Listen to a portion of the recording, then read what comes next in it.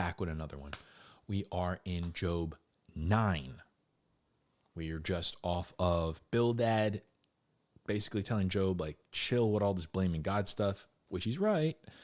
Chill with all this, like, I don't deserve this, which he's right. But he just doesn't really know what's going on. Doesn't really know what's going on. And he also has this framework of a very transactional relationship with God. If you do good, God will do good to you. And if you do bad, God will do bad to you. And that's just how the relationship with God works. And he doesn't understand what is being illustrated in the life of Job, which is God does whatever he wants. He doesn't owe you anything. Doesn't owe you anything. You do all the good you want. He could give you all the bad, which is what he's doing to Job. And that positions him into like the bad or unjust 0%. He does as he wishes. He owes man nothing, but he's a good God. He does good to us out of his own kindness and out of his own goodness, not on account of what we did. So, Job is going to now respond to Bildad. Bring it up. Job 9. Here we go. Then Job answered, in truth, I know that this is so. But how can a man be in the right before God? If one wished to dispute with him, he could not answer him once in 1,000 times. Wise in heart and mighty in strength, who has defied him without harm? Is it God who removes the mountains? They know not how. When he overturns them in his anger, who shakes the earth out of its place, and its pillars tremble? Who commands the sun to not to shine, and sets a seal upon the stars? Who alone stretches out the heavens and tramples down the waves of the sea? Who makes the bear, Orion, Pleiades, and the chambers of the south? Who does great things, unfathomable and wondrous works without number? Were he to pass by me, I would not see him. Were he to move past me, I would not perceive him. Were he to snatch away, who could restrain him? Who could say to him, what are you doing? God will not turn back his anger. Beneath him crouch the helpers of Rahab. How then can I answer him and choose my words before him? For though I were right, I could not answer. I would have to implore the mercy of my judge. If I called and he answered me, I could not believe that he was listening to my voice. For he bruises me with a tempest and multiplies my wounds without cause. He will not allow me to get my breath, but he saturates me with bitterness. If it is a matter of power, behold, he is the strong one. If it is a matter of justice, who can summon him? Though I am righteous, my mouth will condemn me. Though I am guiltless, he will declare me guilty. I am guiltless.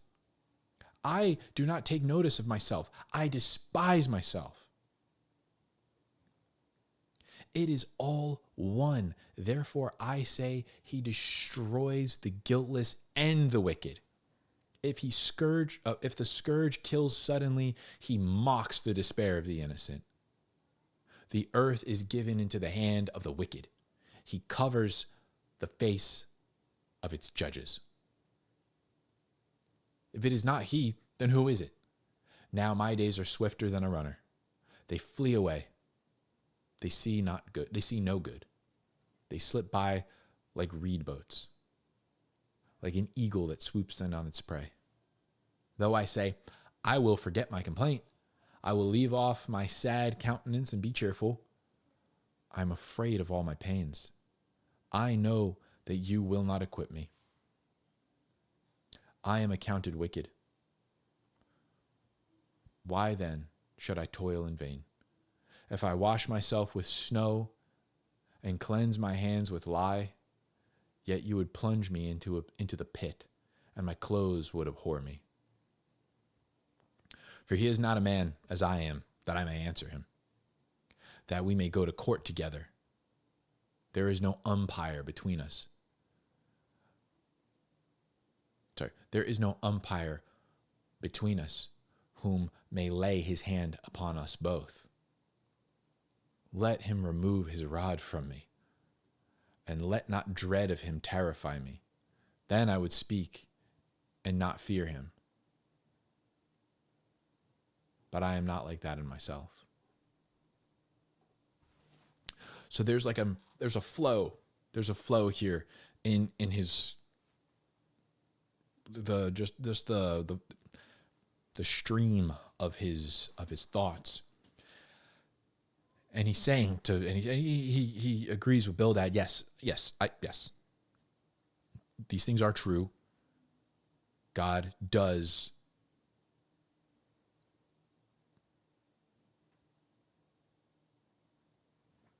favor a man with integrity. However, what am I going to say to him? What? Implore him for what? Ask him for forgiveness for what? I've done nothing, and he's already deemed me guilty of something. He's the judge and the executioner. What am I going to say to him? What am I going to say to him? What can you say to the guy who just makes it up as he goes? I've done nothing wrong, but he still says I did something wrong. And if he says I did something wrong, I did something wrong, even if I didn't. What are you going to say to him? Me, puny, little sore-covered, sad little man. What am I going to say to God? Stretches out the sky and stomps down the waves, and he goes on this whole big thing. And then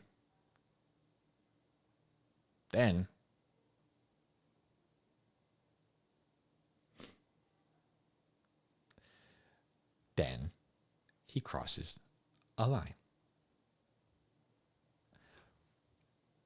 He destroys the guiltless and the wicked. He mocks the despair of the innocent.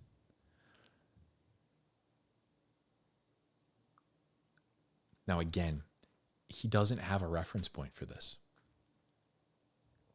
Right? They're discovering God as he reveals himself. Their Bible is open. It is not closed. There is no binding on the back of their book. You know, they don't have a book. They have stories. As a matter of fact, I don't think anything's even been written yet. It's just passed down in words. Because this is before Moses. Moses wrote Job. So he's got no reference point. He just knows like what has been passed down from like Noah and Adam, Seth, whoever, Abraham. I think he's in the middle between. Is he before Abraham? No.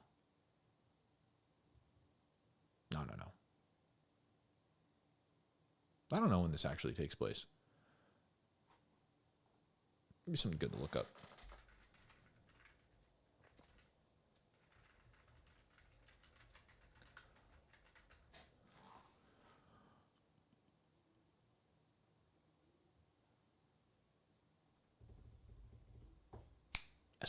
Yes, around the time of Abraham. Isn't that Abraham, Isaac, Jacob kind of time? He's operating around that time. Job lived after the flood and before Abraham. Possibly before Abraham, maybe a little after, somewhere around that time. So he's got very little reference point. I mean, there was literally like Adam, Seth, I think 2 guys, Noah, Abraham. So he's like 4 guys away from God, 4 or 5 guys away from like creation of what I mean. 4 or 5 guys away from creation. There's not a lot going on. He knows about all the power, but he doesn't know about any of the goodness. He knows about the goodness, but not a whole lot. He's discovering this as he's like, as this book goes on, we'll see God is revealing himself, right? I know this book comes in the middle of the Bible, or the Middle Old Testament. But this is penned by Moses well after the fact. So, yeah, Job's got no idea what's going on. So he's just despair, and he's crossing some lines. He's saying that God is just destroys the wicked and the innocent together, and he mocks the innocent in their struggles. And he's like, if he would just,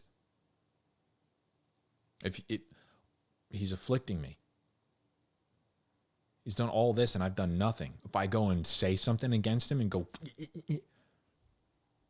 then what's he going to do? So anyway, crazy stuff. Crazy stuff. We'll see where it goes. See where it goes in the next one. Thank you for watching. Read your Bible.